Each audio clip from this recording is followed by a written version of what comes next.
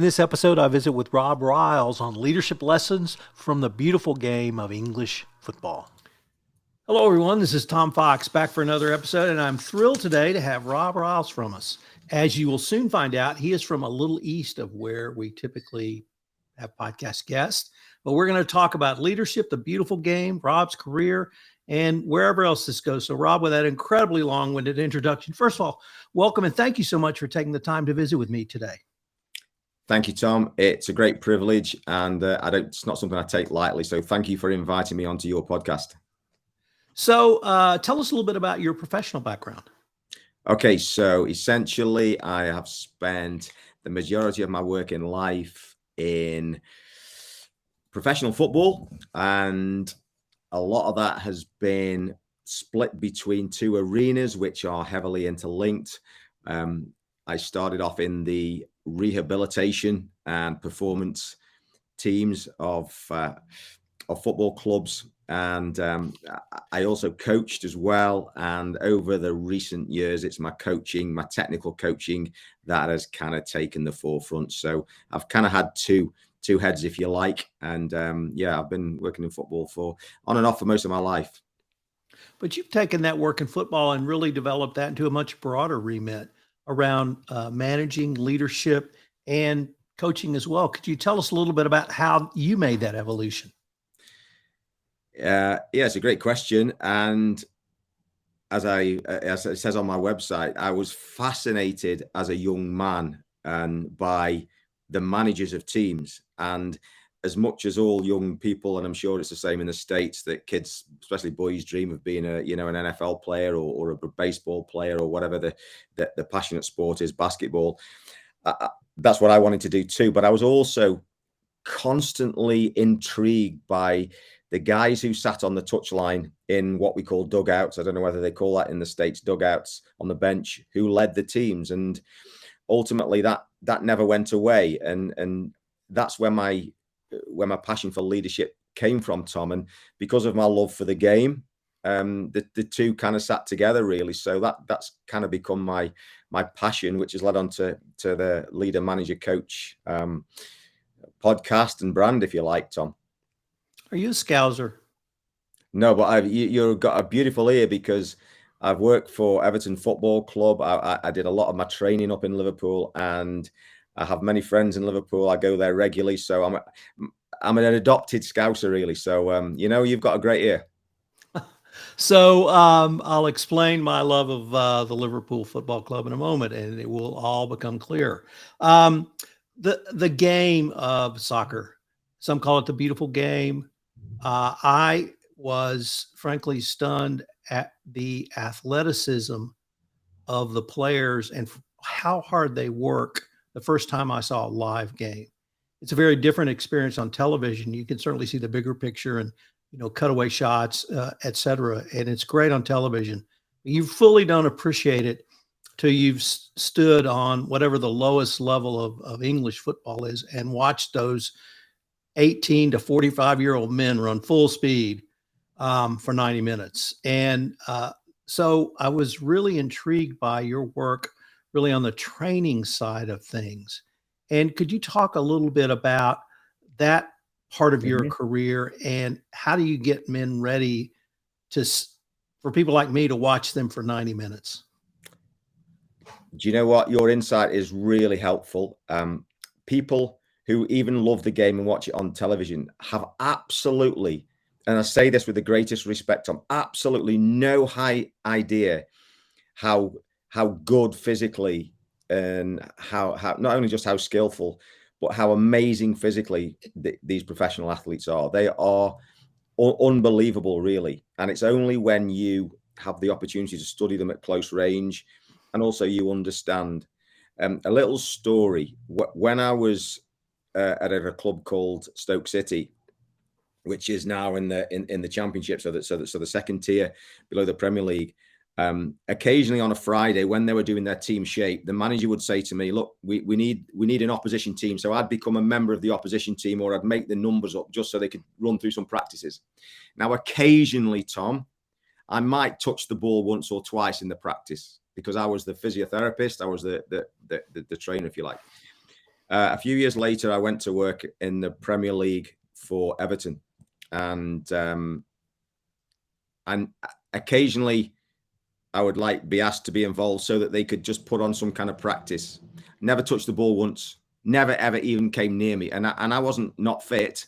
But that was, I'm talking about, a good few years ago. The game's evolved even more, and it is frighteningly quick. The ball moves so quickly, and today, the players that play at the very top level, they are supreme athletes biomechanically, which means a lot of that is the gifts that God gave to individuals. They are put together so beautifully well. Most of the good players, that they move, they're easy on the eye, they're so powerful, they're resilient because they play 2 or 3 games a week, and the toll that takes on them, it is enormous, and it is a job and a half to keep players on the pitch. Players don't want to admit injury. Players are challenged amazingly by injury, and a lot of them are playing with little niggles all the time because they don't want to give up their place. It's too valuable. And when they are injured, psychologically, they're not in a good place. They are hard to deal with, understandably. They challenge you. They don't like you. They hate you. They feel like they hate you. They make your life miserable because they're miserable, because they ain't doing what, it's a racehorse in a stable, So it's not an easy job. And lots of people think, oh, I'd love to do that. And that's what I thought. And when you do it, it's 1,000 times different than you'll think it'll be. And it's not easy, but it's very rewarding. It's highly stressful now, because if a player's not playing, if you're earning the telephone number wages that people earn today, if you're earning £100,000 a week and you can't play for 3 weeks, that's £300,000 that's not being utilized. And if that goes on for 6 weeks and 8 weeks, the pressure mounts and mounts. So there's lots of things that impact the role, Tom, and you're under pressure to get people out quickly. And by doing that, you go against Mother Nature, because Mother Nature will only really heal at the rate that the universe allows. And yes, we have all the tricks in the book. We have all the latest technology, depending on what level of the game you work at, but it's still a challenge. But hey, if you like a challenge in life and you're interested in that kind of thing, what better arena to be able to work in? So I'm not sure if that answers all your questions, Tom, but maybe it's an insight, huh? So let me do a few translations. The practice team you described that you assisted with in America, that's called the travel squad. And I know that because I was always on the travel squad, meaning I played against the first team and helped get them ready for the game. You were also correct that American football coaches sit on a bench or stand near a bench, but in American baseball, managers sit in a dugout. So we're close on some of those. The other observation I had was about football is that although the game is 90 minutes, every second matters. Mm-hmm. And I've seen games, I can name a couple, but literally at the 88th minute or the 89th minute, one player blinks for 2 seconds and the ball's over their head to someone else and they score. And so I learned from that there is no downtime. You have to be on, and I mean on, the peak of your game every moment of those 90 minutes and more. Of course, if it goes into extra time. And that probably amazed me when I had that revelation as much as anything, because you can't look away. You have to be on your game. And how do even professional athletes at that level sustain that sort of focus, leaving the physical part of it aside that you've described, but the mental part of it? Can you say a few words about that?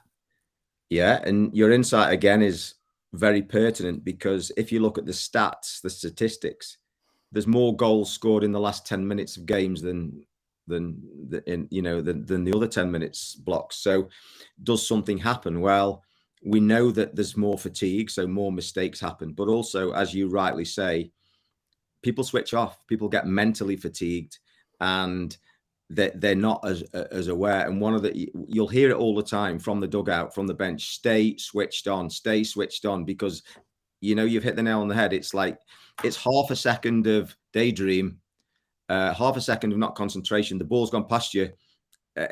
Depending on what position on the pitch you're in, it's fatal. So having that mental concentration is absolutely paramount, and it's not easy. There are countless examples of great players, like people like Paul Gascoigne, and you can just keep going on naming them, who drift in and out of games. And I've been there. I've been sitting on the bench, and this was I remember it well, with one of the international teams, and the head coach was sitting to my right, and our centre forward, who's the guy who scores all the goals, or theoretically, he was known for not concentrating. As a young kid, he's 17, and he was wandering about in the defence. He was lost, and this is in an international game, and the coach is like pulling his hair out, sitting there thinking, saying, "What's he doing? What's he doing? What's Ravi doing?" And all of a sudden, the player picks up the ball in defence, dribbles past about 3 players, takes the ball up the other end and scores. But for 5 minutes before that, 10 minutes before that, he was lost. He wasn't even in the game. Now, because he was an exceptional player, he kind of was still an asset. But you have to have, these days, to have a successful team, you have to have 11 players on the pitch who are concentrating. You also have to have 6 or 7 substitutes on the bench who are concentrating, because if you get a player who goes on, who hasn't been watching the game and hasn't been at the races, which is difficult, you've only got 10 and a half players on the field, and it can't happen in today's game if you want success, Tom. Let me turn to leadership, because that's what really intrigued me about your podcast and what you do. And the leadership structure you laid out was coach, manager, and leader. Many of the listeners to this podcast are corporate executives. And I saw a lot of applicability to your formulation to helping corporate executives understand their role. So I was wondering if you could sort of walk us through the role of each one of those leadership positions on a football club, and then how someone can really progress up and hopefully be successful at each level, because the skills needed at each level are so different. Again, another great question, I think. So the coach is somebody who loves players. He loves being out on the grass. He studies the game, all the technical detail, all the tactical detail. He knows how to put training sessions on. He understands players from a physical point of view, a technical and tactical point of view, and he is able to create training sessions that are appropriate to bring out a certain result. And players will go to them so that they can be improved individually and as a team. Now, there are managers that in the English game, the Scottish game, the European game, there are team managers who, yes, they will be able to coach a little bit, but their skill is understanding which players fit better where, and how to motivate players, how to inspire players, how to even buy players and get players transferred. So there's the technical on the grass coach, and then there's the head of the organization who actually might give the team talk. Now, there's an overlap between the two. Sometimes we get what you call coaches who manage. They're so good like Pep Guardiola of Manchester, he is a phenomenal coach. Then you'll get managers who coach, and I would say David Moyes, who's now at West Ham United, who was at Everton, he is a great manager, but also a coach. But I think he's a manager who coaches. So there's this overlap. But then there's this, and you have to, just on that, I think you have to know what it's that self-knowledge. It's that understanding yourself. Above all else, know thyself. Because if you're a good coach and that's your forte, you might not want the media, you might not want the limelight, you might not want to get involved in board discussions, but you want to be with the players. If you're a manager, you may be inspiring, you may have a great network of people, and that's your forte compared to being on the grass. And then the third one is the leadership. Now, I think a great coach can be a leader and a great manager can be a leader. So the leadership is more of it's a personal thing, because we can all be leaders in our own way. But I want to say that I think the greatest leaders are the ones who have best self-knowledge, understand relationships, understand what makes other people tick, can communicate really well, show courage, have great virtues, and are someone who other people look up to and respect. Well, I have to give an absolute shout out. You're the only person I've ever talked to about English football who cited Aristotle. So well done. Know thyself. But how can a person who wants to move up that ladder you've just discussed, whether it be on a football club or in the corporate world, how do you help them think through developing the skills at each level? Because they really are a different skill set. And do you feel like those levels can be taught? I think one of the key things, Tom, I've learned this at my own expense in terms of wasted time, not wasted time, but in hindsight thinking, yeah, I could have done that quicker and better, is if you have to go back to that understand thyself. What is it that inspires you? What is it that you're good at? What are the things that make you happy? And what do other people say that they get from you? And then you have to embrace those, because if you spend your life and your time trying to climb the ladder and improving skills on things that actually don't make you happy and are not what you're naturally good at, you won't have the result that you'll have if you be yourself. And if you be yourself, the climbing is a lot easier. Yes, it takes work. Yes, it takes time. Yes, it takes the focus and concentration and education, but you kind of are getting fulfilled all the time, rather than it being in a situation where you hate your job because actually it's not you. And you have to have that resonance, and you can tell when somebody's in that resonance. You can tell that they become successful. They're a Muhammad Ali, they're a Pele, they're a Babe Ruth, they're a Michael Jordan, they're a John Wooden,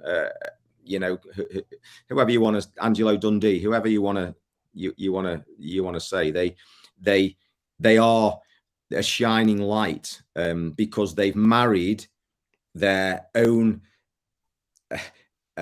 natural strengths with the right social structure, if you like, and they're on the right path. I suppose that's the best way of putting it, I think.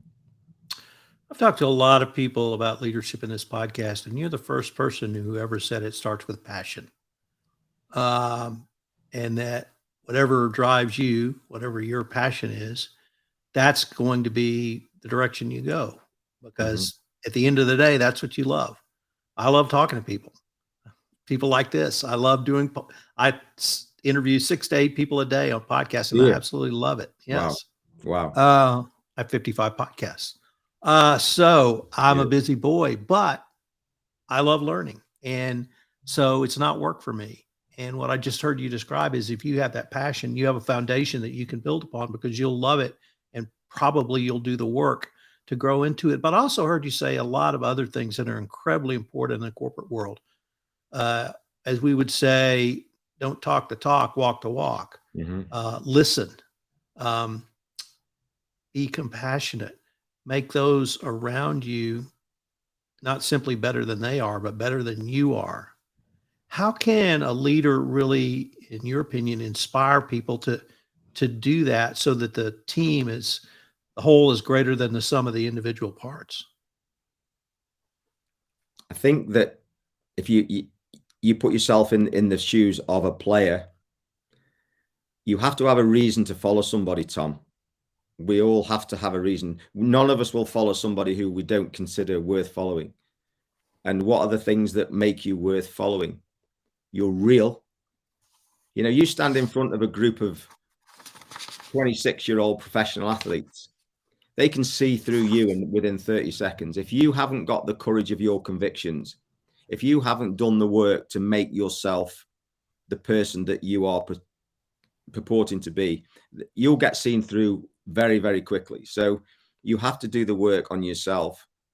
And if you've done the work on yourself, then you can be honest and transparent. You know, we all respond to inspiration. We don't, you know, people will go through, and this is proven time and time again in football in the UK, and I'm sure it's the same in the sports in America, and even companies, that followers will go through brick walls for leaders that they trust and they believe in. You know, people will do amazing things because they want to earn the respect of the person who they look up to. You look at Jose Mourinho and Pep Guardiola and Sir Alex Ferguson and Shanks and Bob Paisley. The players who played for them said, I would have done anything for him. Whatever he said, I would do, because he would look after me. And if the players know you care, then they will do for you what you want them to do. People don't care, as I say, people don't care how much you know until they know how much you care, Tom. And if you can share that and get that through, and people believe in you, and you show the courage of your conviction, you have a chance. So in American football, we would say the locker room always knows. They know if you're truthful. They know if you care. They know if you don't. They know if you don't know what you're talking about. And the men in the locker room, or women, always know. And that's really the first step. But Rob, unfortunately, no, we're not near the end of our time, because I wanted to ask you about leadership in the future.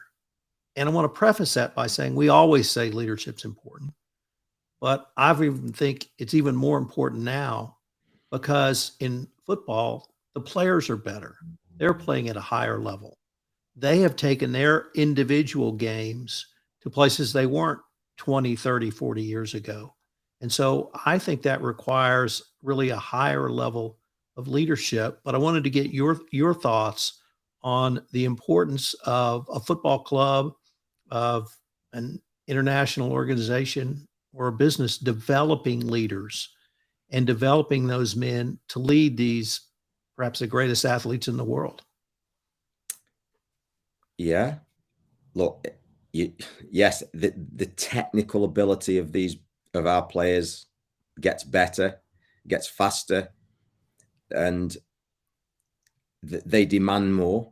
I think because of the way that society develops now, it's also harder to be a leader, because you could do things in the past, and you could be more of a tyrant in the past, if I can use that phrase, and you could dominate, and you could say, look, this is how we do it. I'm the boss. This is how it goes.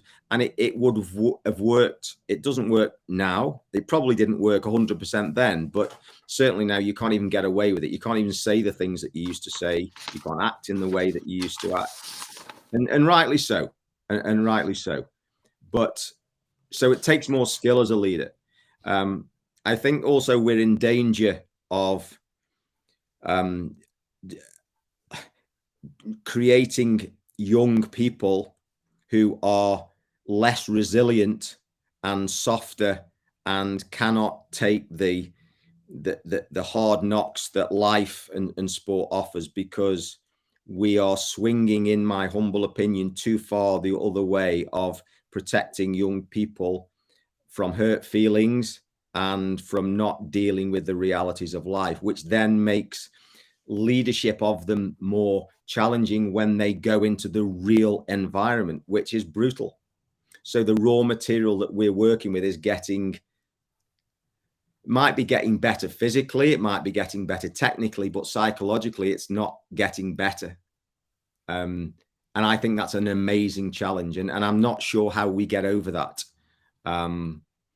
Because if it's not, give me the boy till he's 7 or the girl till he's 7, and I'll give you the man. I kind of fundamentally believe in that. I'm not saying you can't change, but there's so much that's formed in the early years.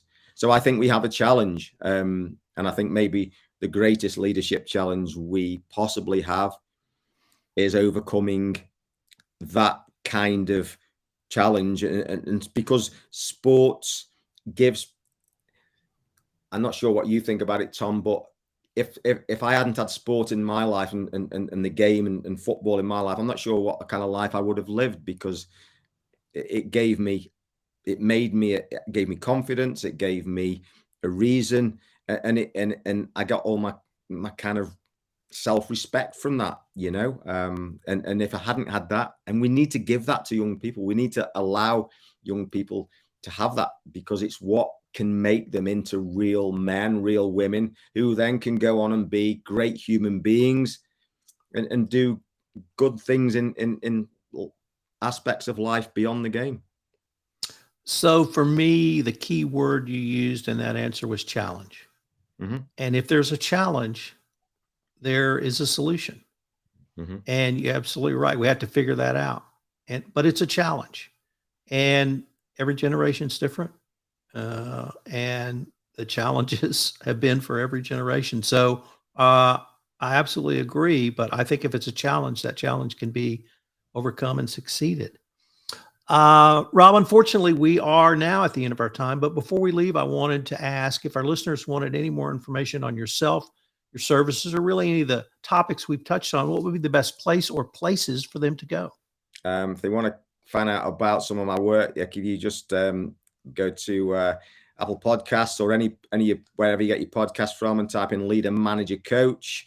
My website's www.robryles.co.uk, and I'm on LinkedIn. If you type my name in, Rob Ryles, a Leader Manager Coach, you'll get me on there. So any of those will be good. And we have a bonus question. Who is Billy Shankly, and why was he such an inspiration to you? Okay, so when I was the very first football manager that kind of got me into this whole thing was Bill Shankly. And if you just look, like, this is Shanks. He was the manager of Liverpool Football Club from 1959 to 1974. And he was born in a Scottish village called Glenbuck, and devoted his whole life to football. And his philosophy of working class football and team building has never been surpassed, and he's the inspiration for many great managers, Jock Stein and Sir Alex Ferguson as well. So I'm not alone. Bless him, he's no longer with us, but he's loved by millions. And if you're a Liverpool supporter, you'll owe a lot to Shanks. So that's Bill Shankly. Rob, I wanted to thank you again for taking the time to visit with me, and I hope we can continue this conversation. Tom, thank you very much for your time. It's much appreciated. Thank you. This is Tom Fox again. I hope you've enjoyed this episode of 12 O'Clock High, a podcast on business leadership. And I hope you will subscribe, rate, and review to this podcast wherever you listen to great podcasts. I hope you'll join me again for another episode. 12 O'Clock High, a podcast on business leadership, is a production of the Compliance Podcast Network.